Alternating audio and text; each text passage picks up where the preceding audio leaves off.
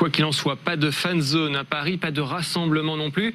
Bonjour Josias Claude, bonjour, merci beaucoup d'être avec nous. Vous êtes le secrétaire départemental unité SGP Police FO du Val-de-Marne.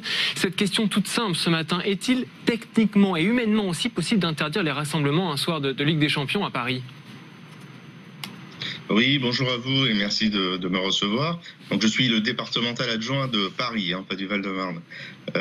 Par rapport à votre question, est-il impossible de maintenir ce rassemblement à Paris? Ouais. C'est très compliqué. Vous ne pouvez pas interdire, nous ne sommes plus en état d'urgence sanitaire, donc il est évident que nous ne pourrons pas interdire aux supporters de se rassembler dans la rue. La solution aurait peut-être été d'organiser quelque chose, des fan zones, ou que la direction du club se mette en relation avec les pouvoirs publics afin de déterminer des lieux où les supporters pourraient se rassembler en respectant les gestes barrières. Justement, il a été question ces dernières semaines, ces derniers jours, des fan zones. La ministre des Sports évoquait ces endroits. La mairie ne le souhaite pas justement pour des raisons sanitaires. Un lieu de retransmission fermé, contrôlé. Pourquoi c'est une bonne solution selon vous pour que les choses se passent bien ?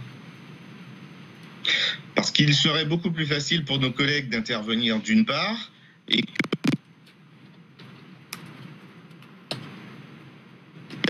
qu'il faut respecter les gestes barrières. Or, dans ce cadre-là, il serait possible de mettre en place certaines choses, notamment la distribution de masques pour ceux qui n'en auraient pas, bien que beaucoup de personnes disposent de masques maintenant, ou la distribution de gel hydroalcoolique à l'entrée pour que chacun puisse se laver les mains. Il y a eu, vous savez, des manifestations, notamment au Puy du Fou. Il y a eu 9000 personnes rassemblées dans une enceinte. Je pense que l'enceinte du Stade de France est dimensionnée pour recevoir davantage de supporters que les 5000 qui ont été annoncés, ou qu'il y ait d'autres fan zones organisées à Paris pour permettre aux supporters de pouvoir voir le match de leur équipe tranquillement. Dans quel état d'esprit sont vos collègues policiers à Paris et en Ile-de-France? On sait que la situation, elle peut être complexe par endroits, être au contact évidemment de la population, notamment pour ceux qui ont décidé de faire la fête malgré tout, malgré les interdictions. On imagine peut-être un climat un peu particulier, un climat sanitaire un peu particulier? Oui, bien sûr, mes collègues sont inquiets. Quand on voit les images du match lors de la demi-finale, la troisième mi-temps, lorsque nous avons des supporters qui sont les Champs-Élysées à balancer toutes sortes d'objets sur les policiers qui ont dû se défendre, évidemment qu'ils sont inquiets. D'ailleurs, les supporters, il faut aussi qu'ils se rendent compte qu'ils se mettent en danger. Il y avait beaucoup d'images où les supporters étaient sans masque, n'arrêtaient pas de se toucher, de sauter.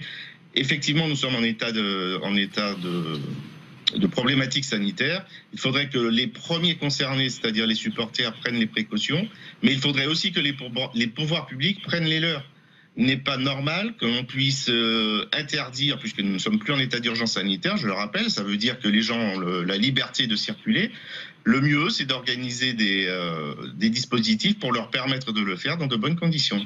Les rassemblements de plus de 10 personnes restent en tout cas pour l'instant à Paris, en Ile-de-France, interdits tout de même. Merci beaucoup Josias Claude d'avoir été avec nous, secrétaire départemental adjoint donc unité SGP Police FO de Paris. Merci beaucoup, bonne journée, à bientôt. Retrouvez toute notre actualité sur videopolice.com, la chaîne YouTube d'unité SGP Police.